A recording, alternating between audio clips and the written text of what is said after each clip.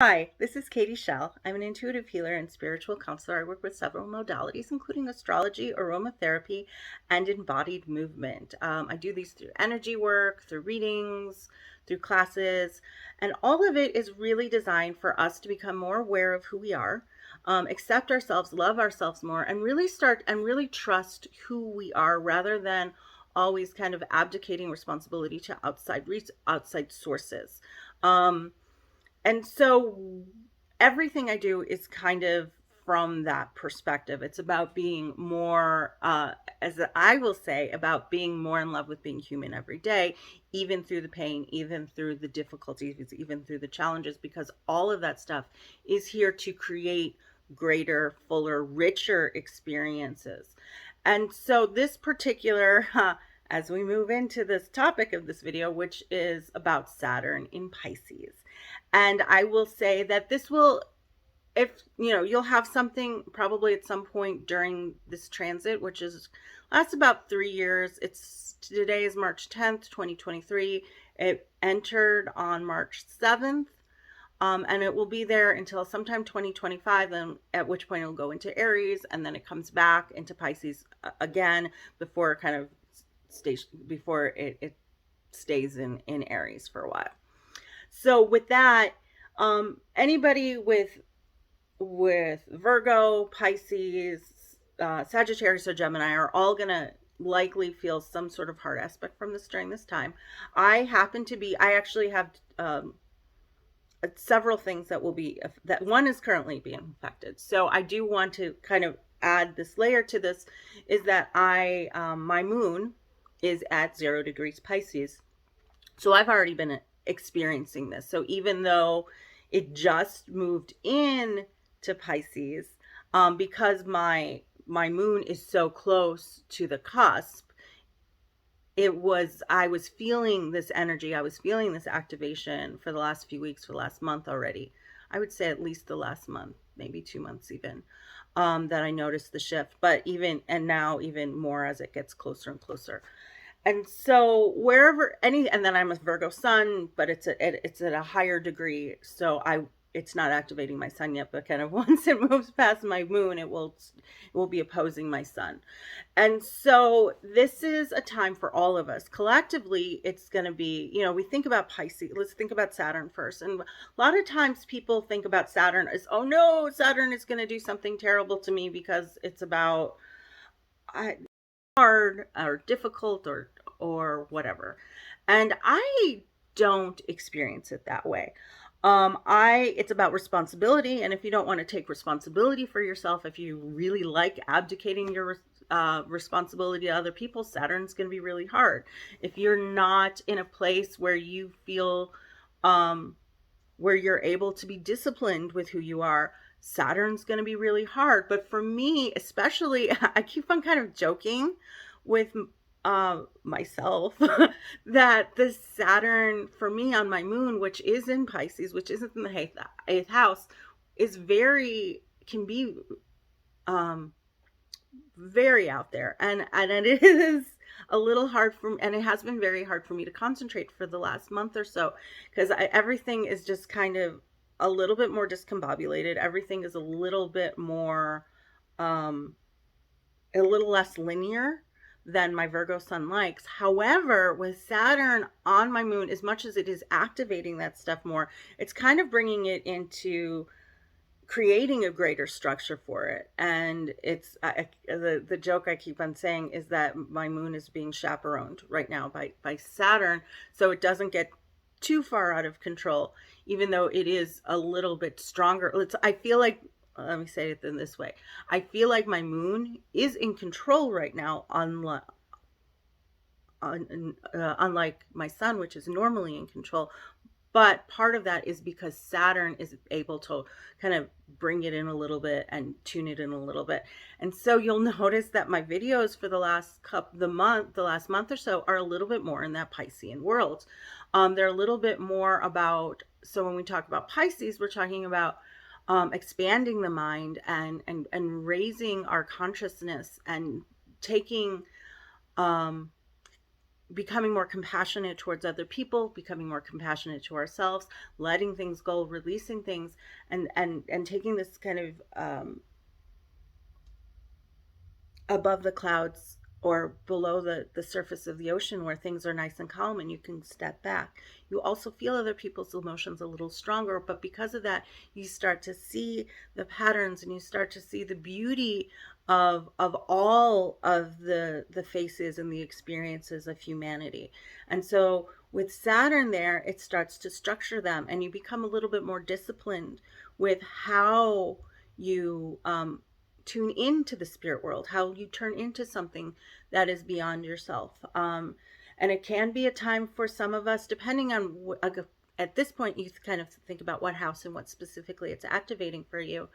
But it's going to be about taking taking that stuff more seriously and taking steps, whether it's daily meditations or joining some sort of spiritual group. Like if you have an activation of this in the 11th house, maybe you would join some sort of spiritual group. For me in the 8th house, it is a little bit more about self-reflection and allowing myself to be more vulnerable, but doing it in a way that feels where I feel a little safer because as I understand better what I'm willing to be vulnerable about, and that in the greater scheme of things, I'm actually completely safe where I am right now, even though I feel a little bit more out of sorts than I normally will. I feel less overwhelmed by that feeling of being out of sorts. If that makes sense, I hope it does.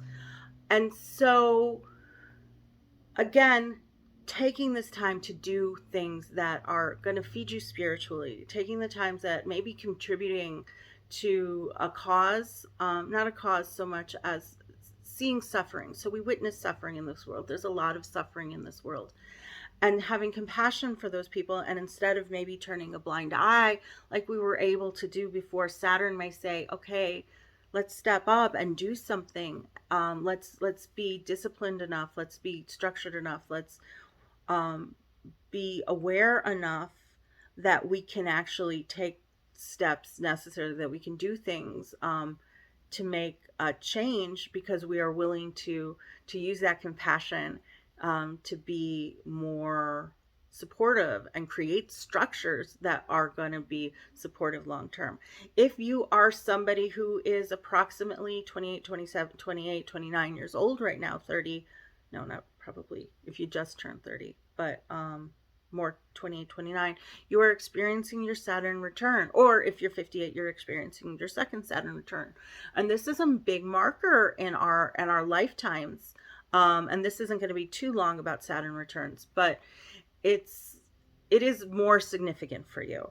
And it is about making choices that are in alignment with who you are, about what you choose to let go of, how you want to have a spiritual practice, because you are somebody who is naturally very disciplined in those areas, but making the choices that feel in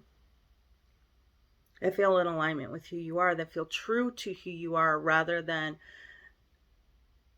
taking on other people's expectations of what those kinds of things look like. Saturn can be is very solitary because they are so structured, because they are so self-disciplined. They are able to get things done in a way, and it's also very high stamina, and so they're able to do things that I mean, we all have Saturn somewhere, but those within Pisces are able to do that with compassion. They're able to do it with seeing this kind of bigger picture and understanding that we are all one, and this kind of collective consciousness. They're able to tune into it, and they may feel the desire to take responsibility for everyone's feelings and everyone's needs, and addressing that.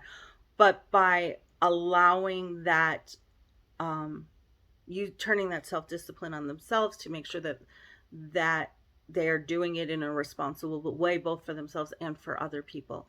And so as we move through the next couple years in this, kids are going to be born with this energy, and so they are going to bring new things into light, and they're going to be have the energy that we are experiencing right now.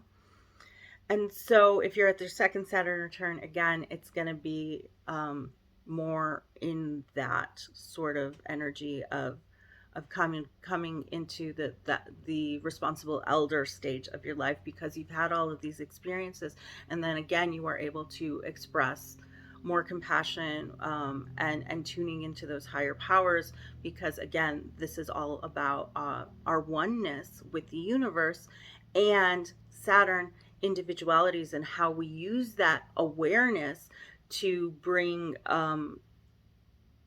greater structure for ourselves and those around us. Again, it's going to depend on what house this is affecting for you, and exactly. And then of course, if you don't have any Pisces placements, if it's, if it's squaring a Gemini or squaring a Sagittarius, versus if it's opposing a Virgo placement, it's probably doing one of those things at some point. But it's, yeah. So again, my mind is a little bit more taking its time, and isn't as, like I said at the beginning, my Virgo isn't in charge right now. My moon is in charge, and it's going to continue to be that at least for another couple months. And so it's forcing me to surrender. It's forcing me to surrender more to my own feelings and my own sense of vulnerability. And by doing that, I feel more open. I feel more open to receive love. I feel more compassionate for other people who maybe can't quite get their own structures together, their own organization, internal organization together. And I'm allowed, and it helps me feel a greater in tune with that oneness with the universe, and with those people who are around me, even if sometimes I feel a little less in control. So thank you for listening, and comment with any of your experiences with Pisces and Saturn, if you like. Have a great day.